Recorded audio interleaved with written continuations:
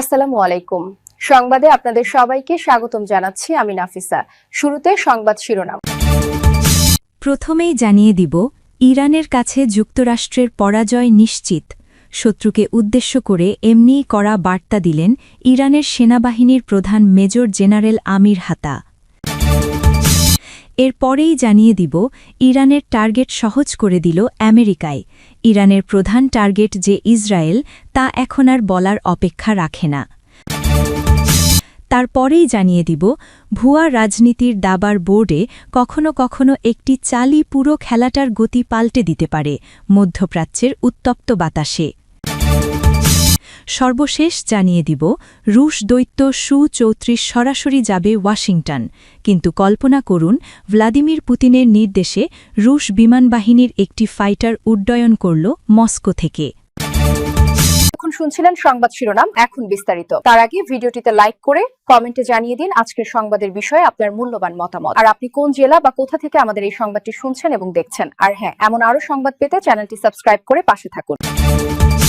তাদের পরাজয় নিশ্চিত। শত্রুকে উদ্দেশ্য করে এমনি কড়া বার্তা দিলেন ইরানের সেনাবাহিনীর প্রধান মেজর জেনারেল আমির হাতামি। শত্রুর অজয় দাবি কেলে সরাসরি ভ্রান্ত বলে উড়িয়ে দিয়ে তিনি জানালেন, ইরানকে ঘিরে যত সামরিক শক্তির প্রদর্শনী হোক তাতে ভীত হওয়ার কিছু নেই। কিন্তু হঠাৎ এমন কঠোর বার্তা কেন? কি ঘটছে অঞ্চল জুড়ে? মেজর জেনারেল আমির হাতামি বলেন, শত্রুরা ধারণা করেছিল ব্যাপক সামরিক মোতায়েন দেখিয়ে ইরানকে চাপে ফেলা যাবে। বিমানবাহী রণতরী, যুদ্ধবিমান, ক্ষেপণাস্ত্র সবকিছুর প্রদর্শন ছিল তাদের কৌশলের অংশ। কিন্তু বাস্তবে তারা প্রত্যাশার চেয়ে ভিন্ন এক দৃশ্য দেখেছে দৃঢ় সংগঠিত এবং আত্মবিশ্বাসী ইরানকে। ইরানের অভিযোগ, যুক্তরাষ্ট্র সম্প্রতি এই অঞ্চলে 2টি বিমানবাহী রণতরীসহ উল্লেখযোগ্য সামরিক শক্তি জড়ো করেছে। মার্কিন প্রশাসনের লক্ষ্য তেহরানের ওপর চাপ বাড়ানো। হাতামির ভাষায়, শত্রুপক্ষ মনে করছে ইরান দুর্বল অবস্থায় আছে এবং তারাই ক্ষমতা হাতের মুঠোয় ধরে রেখেছে। কিন্তু এই হিসেব কি সঠিক? ইরানের সেনাপ্রধানের দাবি এটি একটি ভুল ধারণা। তার কথায়, শক্তিধর ইরানকে গিলে ফেলা যাবে না। তিনি জানান, লাখো ইরানি সেনা দেশ রক্ষায় প্রস্তুত। শুধু কথার লড়াই নয়, প্রয়োজনে পাল্টা জবাব দিতেও প্রস্তুত তেহরান। গত বছরের জুনের সংঘাতের প্রসঙ্গও টানেন তিনি। সেই সময় ইরান ক্ষেপণাস্ত্র হামলা চালায় ইসরায়েলের বিভিন্ন কৌশলগত লক্ষ্যবস্তুতে। এমনকি কাতারে অবস্থিত যুক্তরাষ্ট্রের গুরুত্বপূর্ণ ঘাঁটি আল উদেই বিমান ঘাঁটিতেও আঘাত হানে তেহরান। সে সময় ব্যালিস্টিক ও হাইপারসনিক ক্ষেপণাস্ত্র ব্যবহারের কথাও উল্লেখ করা হয়।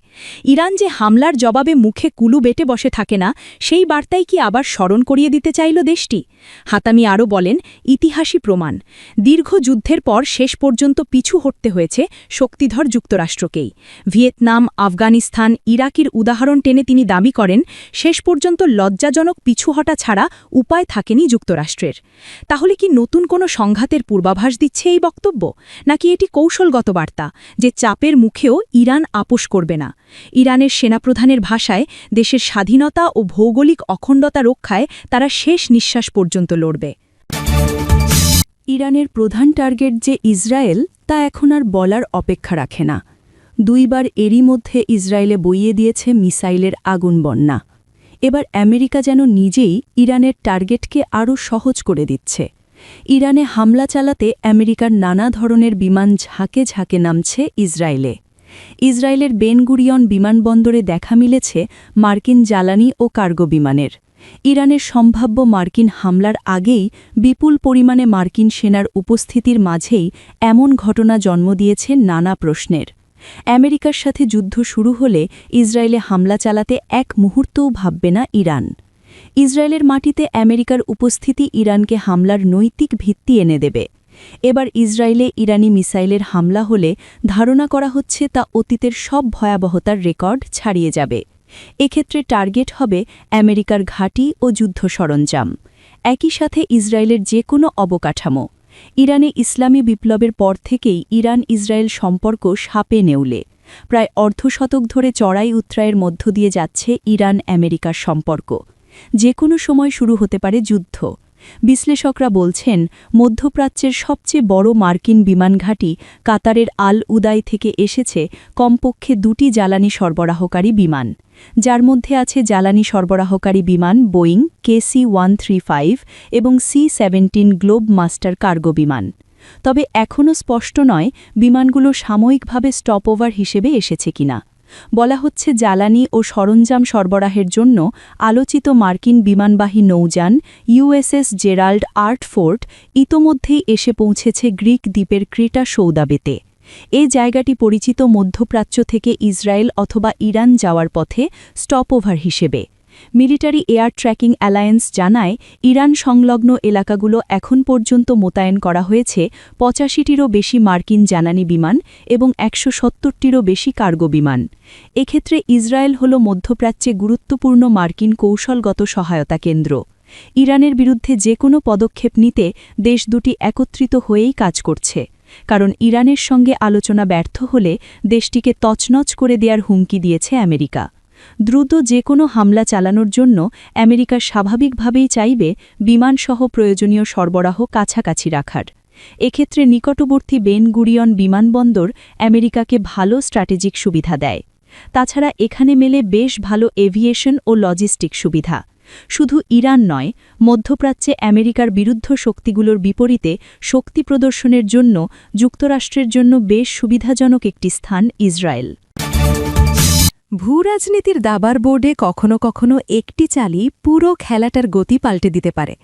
মধ্যপ্রাচ্যের উত্তপ্ত বাতাসে এখন সেই চালেরই ইঙ্গিত। ইরান ও যুক্তরাষ্ট্রের টানাপোড়েন ঘিরে আবারও আলোচনার কেন্দ্রে উঠে এসেছে বিশ্বের সবচেয়ে গুরুত্বপূর্ণ সামুদ্রিক করিডরগুলোর একটি হরমুজ প্রণালী। প্রশ্ন উঠছে, এই সরু জলপথে অচলাবস্থা তৈরি হলে কি সত্যিই বিশ্ব অর্থনীতি বড় ধরনের ধাক্কা খাবে? ওমান ও সংযুক্ত আরব আমিরাতের দক্ষিণে অবস্থিত মাত্র ৩৩ কিলোমিটার চওড়া এই প্রণালী মধ্যপ্রাচ্যের তেল ও গ্যাস রপ্তানির প্রধান প্রবেশদ্বার। বিশ্বের মোট জ্বালানি চাহিদার প্রায় ১/৫ তেল প্রতিদিন এই পথ দিয়েই পরিবাহিত হয়। সাম্প্রতিক সামরিক মহড়া ঘিরে ইরান অস্থায়ীভাবে চলাচলে বিধিনিষেধ আরোপ করলে আন্তর্জাতিক বাজারে তাৎক্ষণিক উদ্বেগ তৈরি হয়। পাল্টা প্রতিক্রিয়ায় যুক্তরাষ্ট্র উপসাগরীয় অঞ্চলে নৌ উপস্থিতি বাড়িয়েছে, ফলে পরিস্থিতি আরও স্পর্শকাতর হয়ে উঠেছে। মার্কিন জ্বালানি তথ্য প্রশাসনের তথ্য অনুযায়ী ২০২৪ সালে প্রতিদিন গড়ে প্রায় ২ কোটি ব্যারেল তেল এই প্রণালী দিয়ে অতিক্রম করছে। বার্ষিক বাজার মূল্য দাঁড়ায় প্রায় $৫০০ বিলিয়ন। শুধু তেল নয়, কাতার সহ উপসাগরীয় দেশগুলোর বিপুল পরিমাণ তরলীকৃত প্রাকৃতিক গ্যাস এলএনজিও এই পথেই বৈশ্বিক বাজারে পৌঁছে। ফলে এখানে সামান্য বিঘ্ন সরাসরি প্রভাব ফেলতে পারে বৈশ্বিক জ্বালানি সরবরাহে। সবচেয়ে বেশি ঝুঁকিতে রয়েছে এশিয়ার অর্থনীতি। এই রুট দিয়ে যাওয়া জ্বালানির প্রায় ৮৪% গন্তব্য চীন, জাপান, ভারত ও দক্ষিণ কোরিয়া। শিল্প উৎপাদন, বিদ্যুৎ উৎপাদন এবং পরিবহন খাত ব্যাপকভাবে নির্ভরশীল এই সরবরাহের ওপর। যদি কয়েক সপ্তাহের জন্য সরবরাহ কমে যায়, তাহলে উৎপাদন ব্যাহত হওয়া, বিদ্যুতের ঘাটতি এবং জ্বালানির দাম বৃদ্ধি সব মিলিয়ে অর্থনৈতিক চাপ বাড়তে পারে বহুগুণ। কৌশলগতভাবে প্রণালীটির অবস্থান ইরানের জন্য গুরুত্বপূর্ণ সুবিধা তৈরি করে। শিপিং লেনগুলো ইরান ও ওমানের জলসীমার মধ্য দিয়ে যাওয়ায় তেহরানের নজরদারি ও সামরিক উপস্থিতি এখানে শক্তিশালী। বিশ্লেষকদের আশঙ্কা, খনি পেতে রাখা, দ্রুতগামী নৌযান ব্যবহার বা ড্রোন নজরদারির মাধ্যমে চলাচলে বিঘ্ন ঘটানো হলে পরিস্থিতি দ্রুত জটিল হয়ে উঠতে পারে। বিকল্প হিসেবে সৌদি আরব বা সংযুক্ত আরব আমিরাত কিছু পাইপলাইন ব্যবহার করতে পারলেও সেগুলোর সক্ষমতা সীমিত। ফলে পুরো সরবরাহ ব্যবস্থা অন্য পথে সরিয়ে নেওয়া বাস্তবে কঠিন। আন্তর্জাতিক আর্থিক প্রতিষ্ঠানগুলোর সতর্কবার্তাও পরিস্থিতির গুরুত্ব বোঝায়। গোল্ডম্যান স্যাক্স সহ বিভিন্ন সংস্থা বলছে, যদি প্রণালী দীর্ঘ সময় বন্ধ থাকে তাহলে আন্তর্জাতিক বাজারে তেলের দাম ব্যারেল প্রতি $১০০ ছাড়িয়ে যেতে পারে।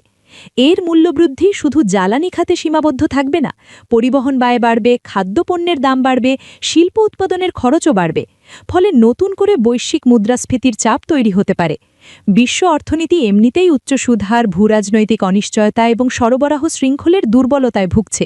তার উপর যদি জ্বালানি বাজারে বড় ধরনের ধাক্কা আসে, তাহলে উন্নয়নশীল দেশগুলো সবচেয়ে বেশি চাপে পড়বে। তাদের বৈদেশিক মুদ্রার রিজার্ভ, আমদানি ব্যয়ের এবং বাজেট ঘাটতি আরও বাড়তে পারে। তবে অনেক বিশ্লেষক মনে করেন, সম্পূর্ণ অবরোধ দীর্ঘ সময় ধরে টিকিয়ে রাখা ইরানের পক্ষেও সহজ হবে না, কারণ এতে তার নিজের অর্থনীতিও ক্ষতিগ্রস্ত হবে এবং আন্তর্জাতিক চাপ বাড়বে। তবু অল্প সময়ের জন্যও যদি উত্তেজনা বাড়ে, বাজারে আতঙ্ক ছড়িয়ে পড়ার জন্য সেটুকুই যথেষ্ট। কিন্তু কল্পনা করুন, ভ্লাদিমির পুতিনের নির্দেশে রুশ বিমানবাহিনীর একটি ফাইটার উড্ডয়ন করল মস্কো থেকে। এরপর সেটি উড়ে গেল সরাসরি ওয়াশিংটনের আকাশে। আপাতত কল্পনা হলেও পুতিনের ফাইটার বোম্বার সু-34 এমন শক্তিশালী হয়ে উঠতে যাচ্ছে আকাশে। বিশ্বের অন্যতম দীর্ঘ দূরত্বের স্ট্রাইক ফাইটার হিসেবে ইতোমধ্যেই আলোচনায় এসেছে সু-34। আঘাত হানতে পারে শত্রুর ঘাঁটি, বেজ ও সেনা সরঞ্জামে। অনেকেই এটিকে বলছেন আকাশের দৈত্য। আমেরিকার F-16 অপারেশনাল রেঞ্জ ৩৬০০ কিলোমিটার, অন্যদিকে F-15 অপারেশনাল রেঞ্জ ৫৫০০ কিলোমিটার। তবে ইউ-34 নতুন ভার্সনের অপারেশনাল রেঞ্জ ৪৮০০ থেকে ৫০০০ কিলোমিটার।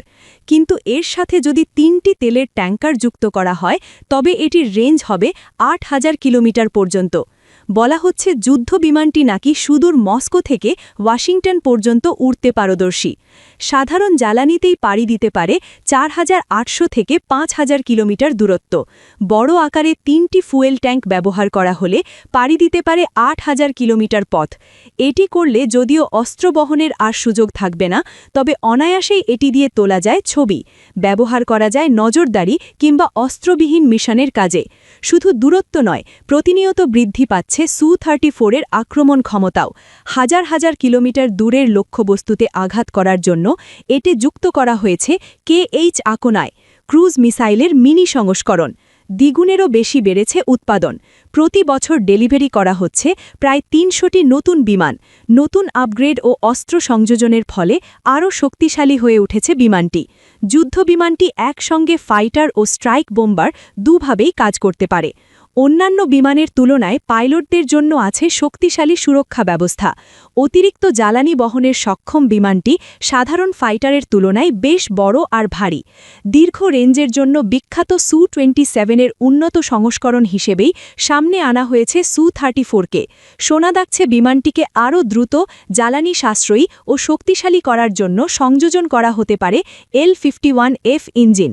নতুন ইঞ্জিন, উন্নত ক্ষেপণাস্ত্র এবং এয়ার রিফিউলিংয়ের মাধ্যমে একটি সত্যিকার অর্থেই হয়ে উঠবে আন্তঃমহাদেশীয় মিশনে ব্যবহারযোগ্য।